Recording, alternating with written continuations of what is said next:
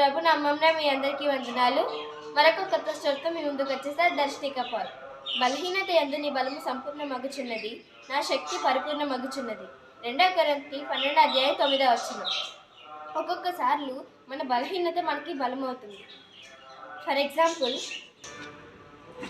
గాడిద దవడ ఎముక సంసోను చేతికి ఒక గొప్ప ఆయుధమైంది. చిన్న ఒడిసిరాళ్ళే దావీదు చేతికి బలంగా మారి ఒక యోధుడిని చంపాయి.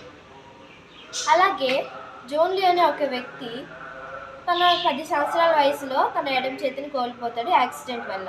అతనికి జూడో ఆడడం అంటే చాలా ఇష్టం, అందులో చాలా ఇంట్రెస్ట్ కూడా ఉంటుంది. అందుకు అతను ఒక ముసలి వ్యక్తి కోచ్ దగ్గరికి వెళ్తాడు. వెళ్ళిన తర్వాత అతనికి ఆ కోచ్ తనకి మంచిగా నేర్పిస్తాడు.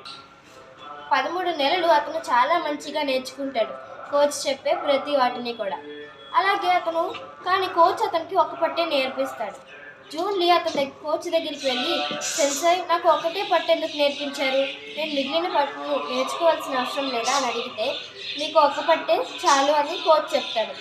కొన్ని రోజుల తర్వాత కోచ్ అతనికి ఫైనల్ మ్యాచెస్లోకి తీసుకెళ్తే జోన్లీ అతను మంచిగా సాధించి గెలవాలనుకుంటాడు.